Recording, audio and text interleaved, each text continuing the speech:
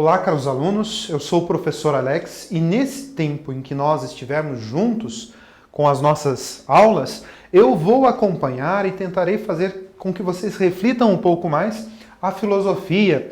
Lembrando que filosofia é uma atividade, sim, reflexiva, de muito estudo, de muito pensamento, mas ao mesmo tempo conceitual.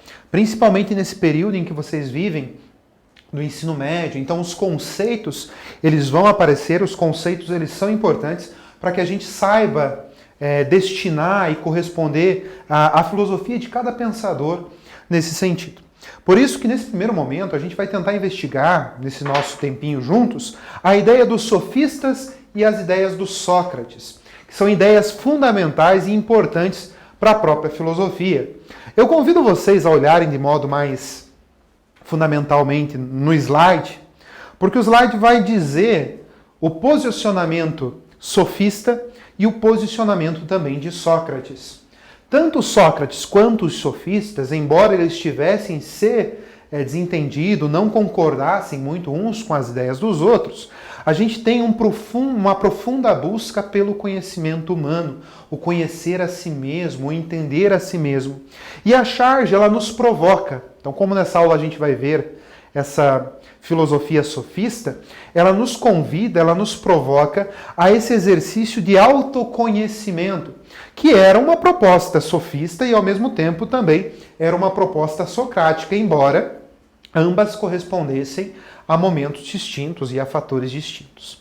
A frase coloca a Mafalda na busca pelo conhecimento a si mesma, e ela entende isso como um bom conselho, mas ao mesmo tempo ela se propõe: mas hoje não estou com vontade de ficar fazendo turismo dentro de mim. O que a Mafalda nos ensina? Esse exercício do autoconhecimento não é um exercício fácil.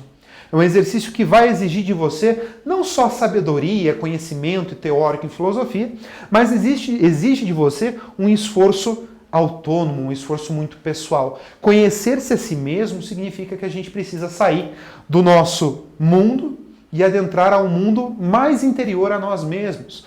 Aquilo que a gente muitas vezes entende de nós nem sempre é o que nos exprime em profundidade.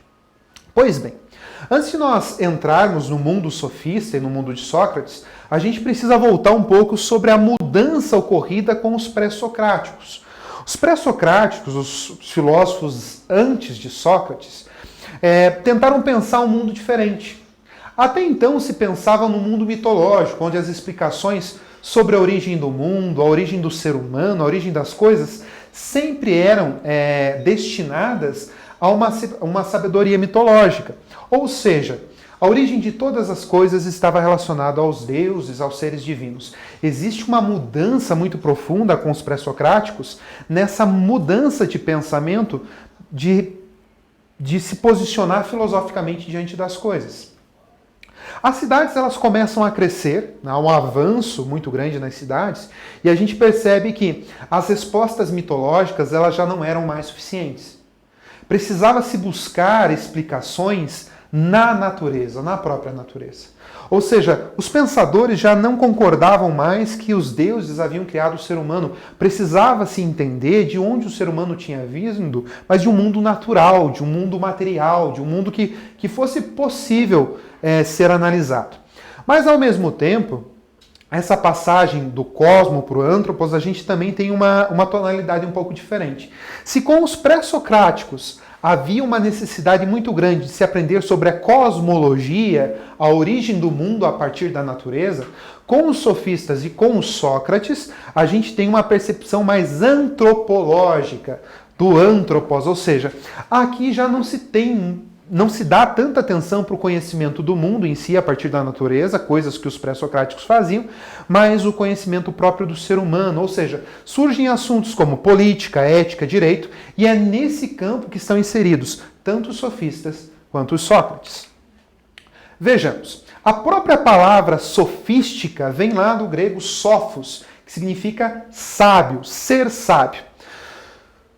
Nesse momento, os sofistas, que eram pensadores, filósofos, eles transformaram o saber em uma profissão. A gente pode entender como os primeiros professores formalizados do mundo grego.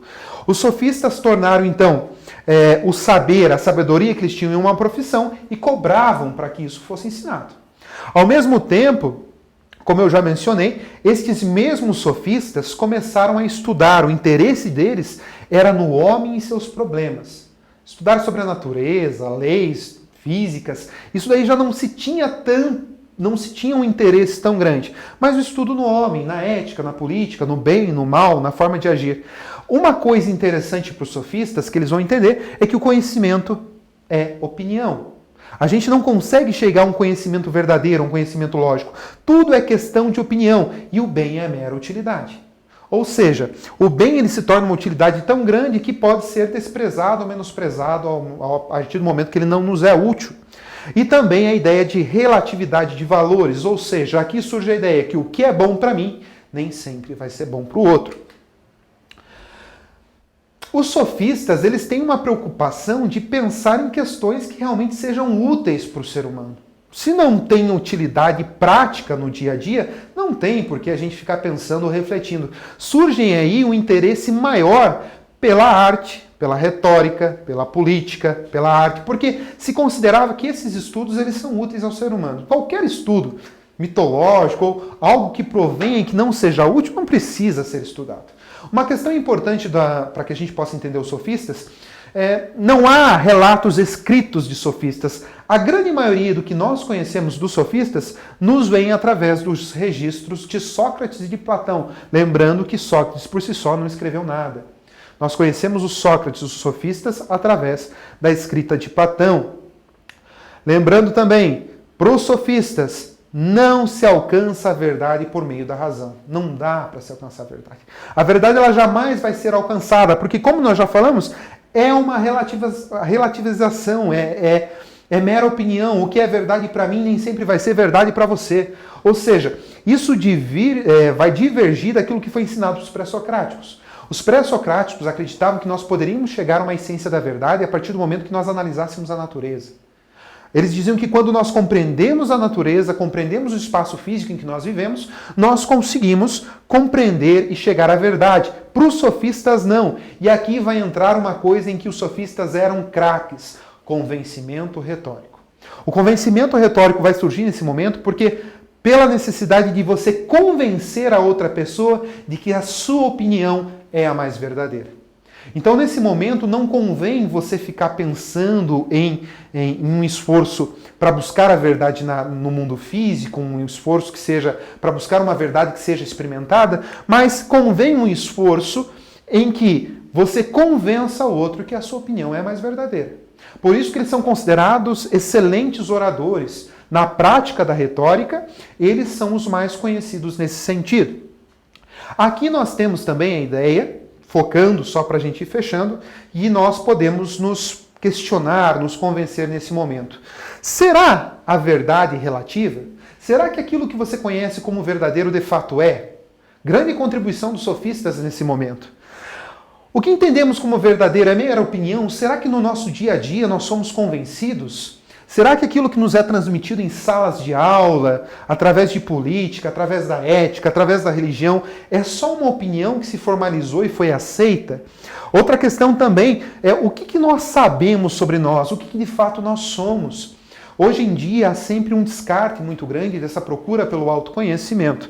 E os sofistas, tanto os sofistas quanto os Sócrates, propõem que nós possamos nos conhecer de maneira mais profunda.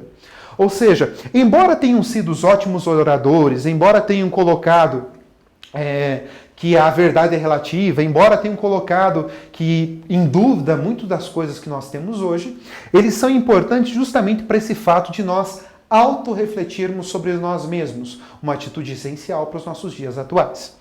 Como tarefa de casa, gostaria que vocês nesse momento pesquisassem e se aprofundassem um pouco mais sobre o tema da sofística.